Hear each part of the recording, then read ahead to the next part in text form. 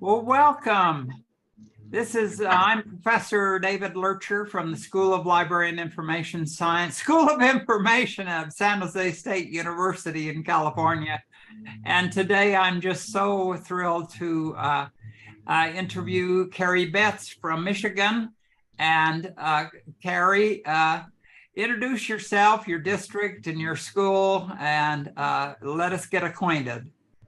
Sounds great. Well, as you said, my name is Carrie Betts, and I am an elementary school librarian currently at West Maple Elementary in Birmingham, Michigan. We happen to be the National School Library of the Year this year, as announced by the American Association for School Librarians. And we are a school that has around 520 to 550 students in a year. We also are a unique school in that we house the French School of Detroit. We have a partnership with them, so we have a large community of French-speaking students that we also serve within our school. And I think we're going to talk about how we get to measure things and do things in our library that lets people know what we actually do. Well, yes, and that's a challenge across the nation, internationally, actually, Carrie. So, librarians, if they're thought of as just down the hall and circulating books and that kind of stuff, people don't understand the kind of impact that they're making in teaching and learning across the school. So I think our discussion today is thinking about the kinds of things that the librarian needs to measure across time, and how that is communicated to administrators, to the general public, to boards of education, and to parents too. So describe to me, your own efforts to develop, collect, and develop and then publicize those kinds of measures. Sure. I think I'm going to start, as you had outlined, with the organizational level. So when we think about school boards and the administrators, so we're thinking about superintendents and all of the superintendent entities that are in the superintendent's office, and principals. So when I'm focusing on that particular group of people that we want to give information to about what it is a school librarian does, it's really important, first of all, to be proactive. And I work with a team, so I am the elementary library facilitator in my district. So I work with a team of 7 or 8 other librarians, and we work as a team to we have a meeting every month where we are meeting specific goals. So it's my job to communicate what we're doing to the principals. And so I do that, documentation, it sounds like this big, really hard thing to do. But documentation can also be a regular communicated email and newsletter to those particular constituents, focused on the things that they want to hear about, the things that they want to know about. So when I think about this, I am thinking about during professional development. Our school librarians this year, we had an intense focus on analyzing our collections. I asked for that time. I asked our administrators, our superintendents, for that time, to use that time so we could analyze our collections. And I had to be able to say, well, what does that actually look like? Like, what's the tangible stuff? And so I had each of my librarians communicate, how many books did you look at today? How many titles did you look at today? We recorded how many titles we looked at today. We recorded how does this affect the collection that our students are going to use. By doing this analysis, how does that translate to student success? And so we tell that story in brief communication, and I share that. I make a point to share that with our administrators.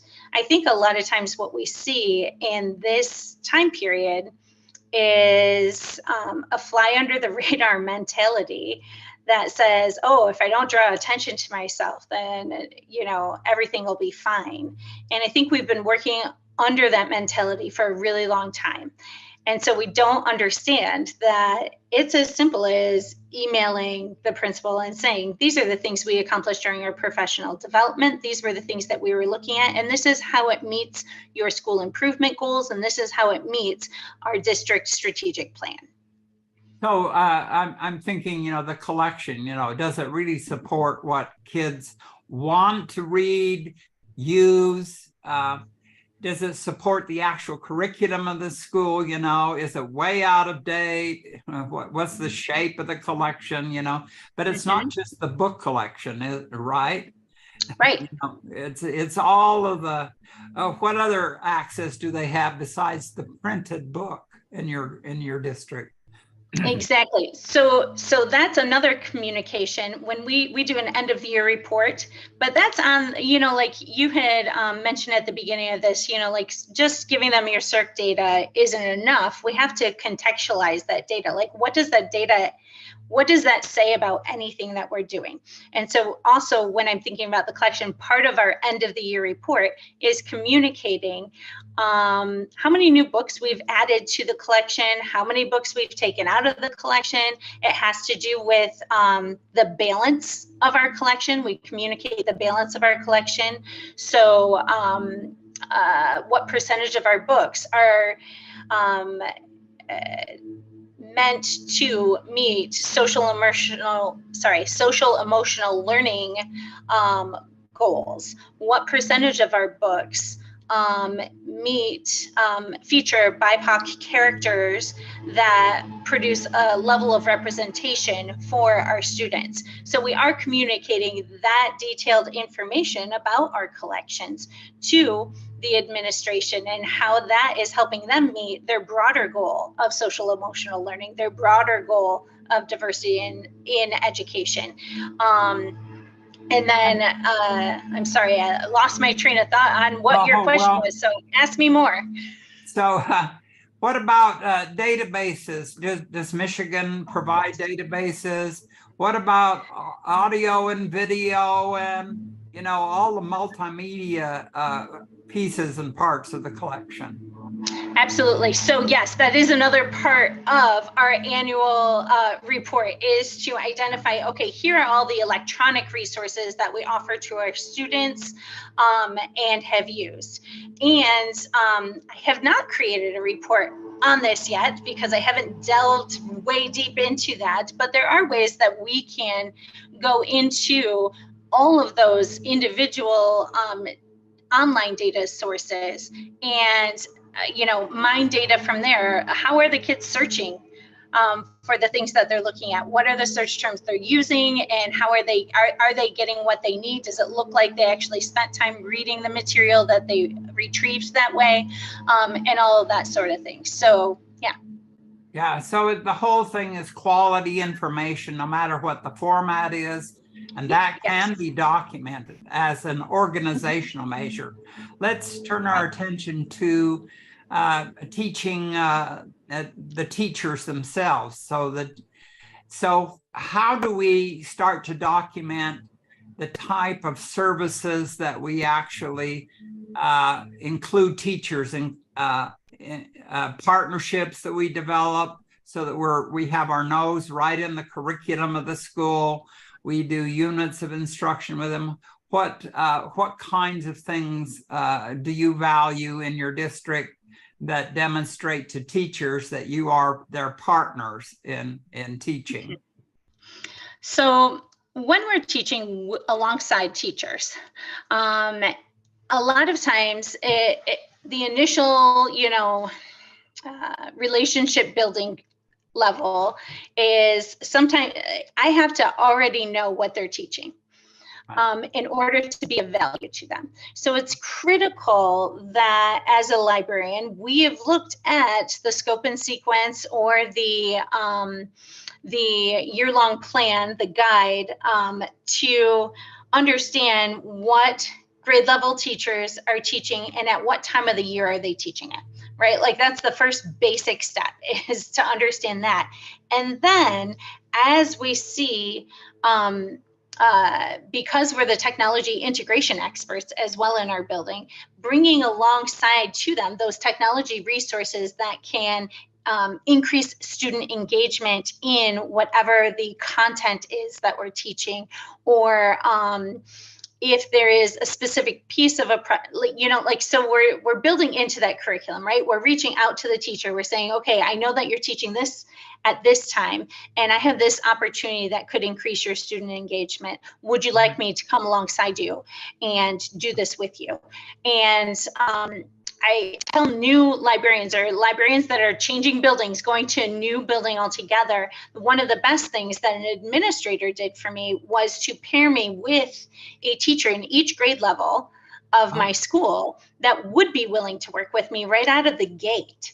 Like they were teachers that were early adopters, that they were ready for trying some new ways to work with their students on that engagement piece. So that's the first step in the collaboration, but then measuring the outcome of that collaboration becomes the next tricky part, right? And you and I had talked about this briefly before, and I don't have I don't give grades, right? And the teacher, they're giving a satisfactory, like have they mastered a certain task? They're not necessarily giving an A, B, C, D grade and that kind of thing. So how do we measure that the student has actually gotten what we have? And really my best representation of did the student get it is having the end product. Right? For example, looking at the actual end product that the student has produced. I have all of the teaching pieces that I put into it, the video that I created that mimics exactly what I taught them live, and all of the steps that I've given them. And then I have their final product. Well, does their final product match the targets that we outlined in the lesson? And that's the documentation there. So in one particular case this year was the fifth graders were designing websites to sell these houses that they built with materials. It was part of a deeper learning collaborative math project. Wow. And the outcome, I got to see the final website. And that is where I primarily gave the instruction was how to use the tool we were using to design the website, and what were the particular things you needed to put in that website, and how do you put them into the website. And so the evidence is right there. It's in the product. Likewise, we did, so that kind of also carries over to those learner level measures that you were talking about. How do we document the learner, that the learners are getting what it is we're trying to teach them. And that primarily, so outside of a collaborative project with teachers, they did another project that was helping kids create a digital book. And this was with kindergarten, first and second graders. And I did say kindergartners, which is mind blowing to me. Like we made it through and I learned a lot about teaching that particular a lesson with them. And it was really a unit. It was over the course of 4 weeks, 4 different class periods with them. And in that case, again, it's the product, the end product that ends up being my documentation for whether or not we actually achieved what we set out to achieve.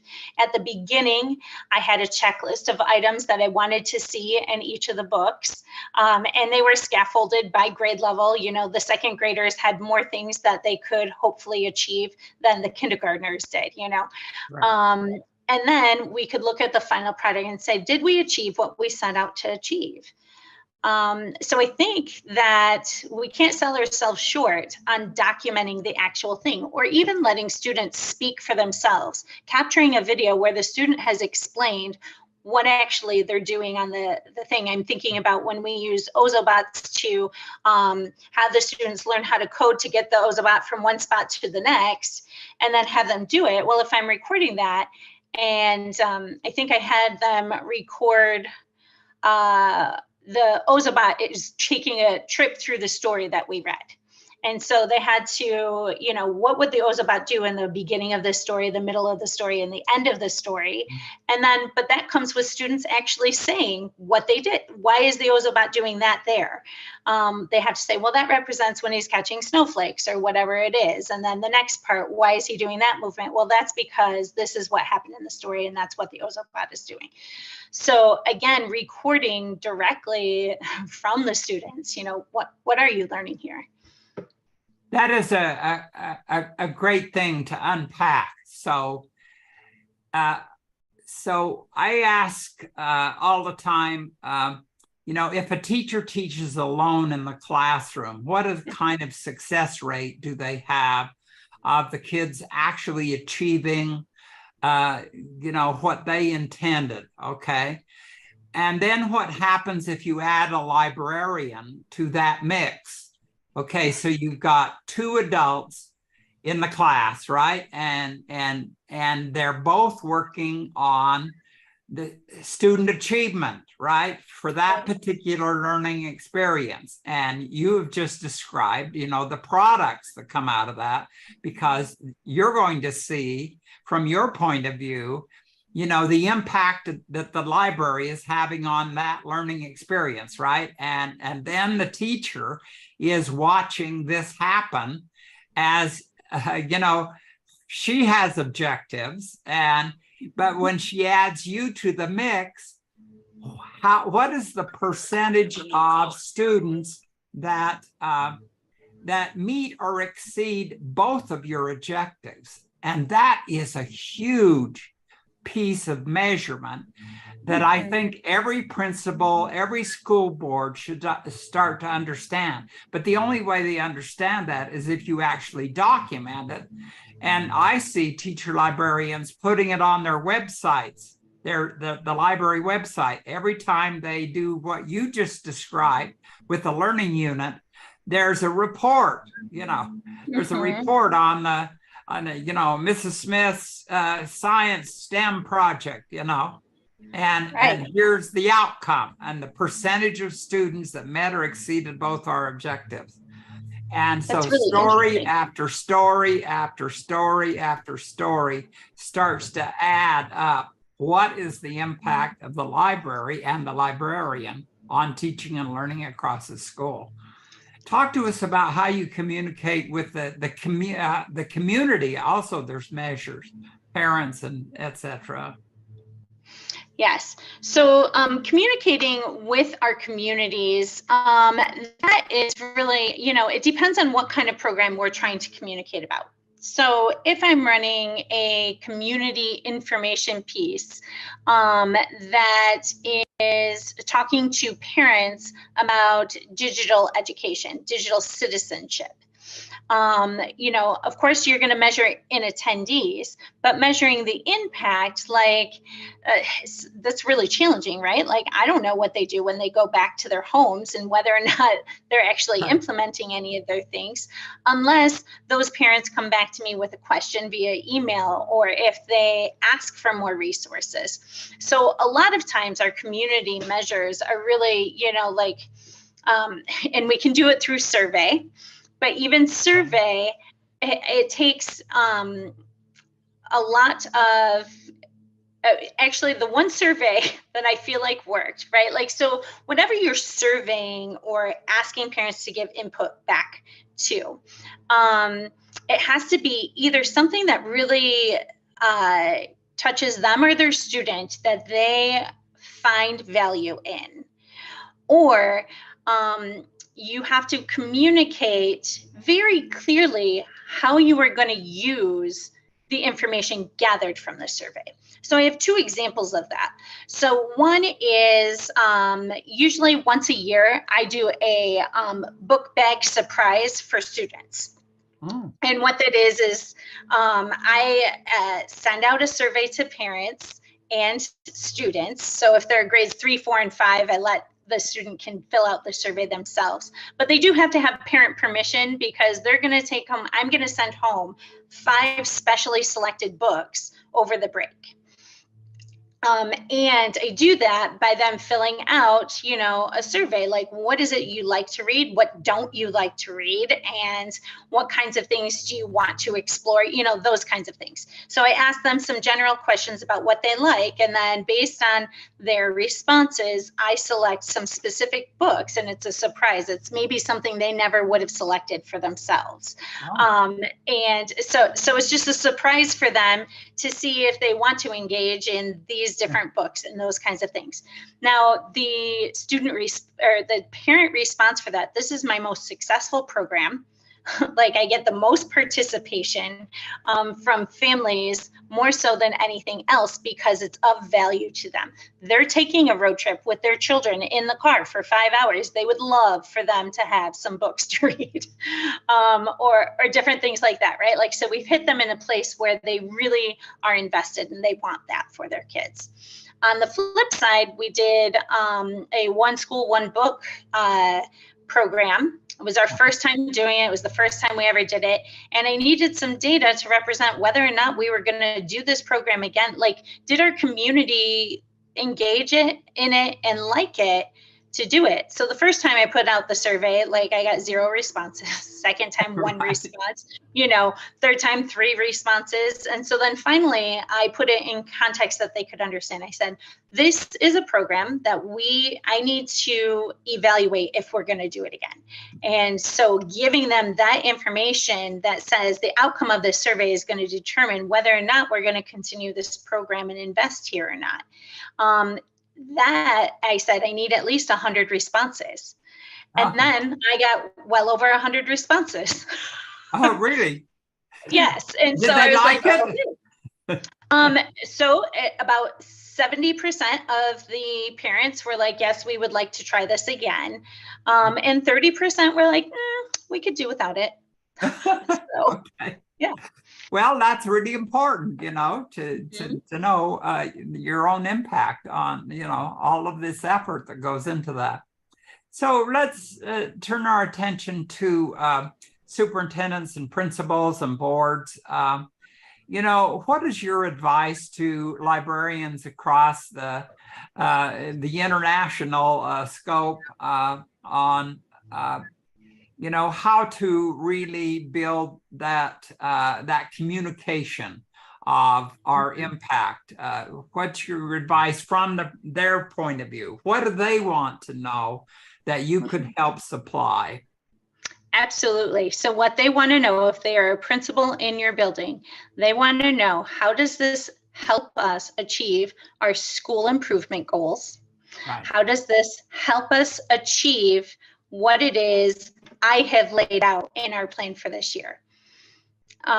So directly relating any kind of program that you have designed, you should be mindful of that for the whole year. Like, how does this connect to my school's mission for this particular year and their school goals for this particular year? Because so if the administrator needs a story to tell to the board, right? Exactly. Okay, here's our school goals, and here's how, they've got stories from the library as well as other data, from teachers and all that kind of stuff. But here's how the library fits into this puzzle piece, right?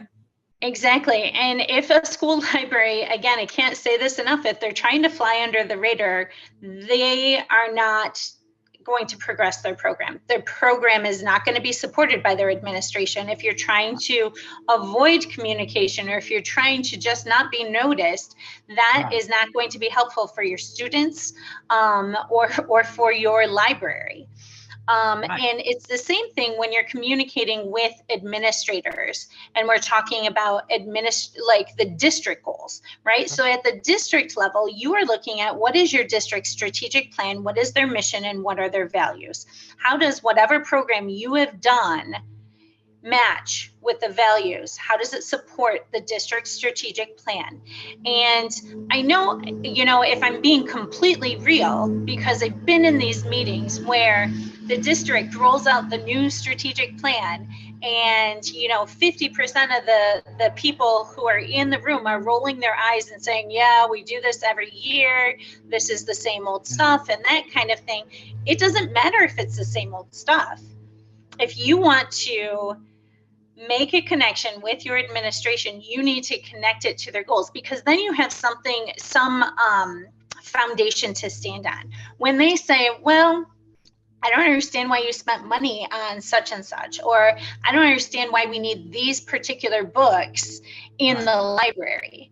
Well, you better be able to say, we have these particular books because your district mission is to make sure that we have successful global citizens who can, when they leave our district, be able to operate in a global society and communicate with people who are different from them, right? So you are making sure that whatever you're doing in the library has a foundational root in what the district or the school is saying is their mission or their plan, their vision, or that particular goal for the year. Some things that I have, like we had a district initiative around community this year. This was one of our, they called it a strategic goal campaign, right? Because this is one area that they wanted to focus on. So we focused on community, and the school librarians, all of the elementary librarians, I went to them and I said, okay, here, we're going to build a collection and file it based on the books that we have that teachers or community members can check out that represent communities. And this idea, this definition that our district has given of community. And so we build that collection, we share it with the administrators and the administration so they can see the kind of value that we are bringing to their goals. This has been a terrific discussion. Why don't you tell us what the bottom line is what is your message to librarians and administrators and teachers all over that really want to have some kind of a program that makes a difference? What do you say? So I will say, for I think the third time in this, flying under the radar mentality does not help a program or a school library prosper and grow. We have to be the ones that reach out. That means the school librarian has to be the one that reaches out with how they can showcase their expertise in tangible ways that are the same success language that our administrators and communities are using. So we have to know our communities well. We have to know the words that they're looking for to hear in our programs, right? We have to be very strategic about this. So we have to be strategic using the same language, and we cannot wait for invitations to give our input in areas that we are experts in. Instead, we have to be proactive with data and resources that support our position. We can't wait to be invited. If we know something about maker spaces. That is a great bottom line. I have so enjoyed your comments, and you have so much to offer. I want to say thank you very much for your time, and also to say how needed you are in your district, and you show it. And just thank you for this opportunity. And we'll say goodbye with that. Thank you and appreciation. Thank you, David, for talking with me. Bye-bye.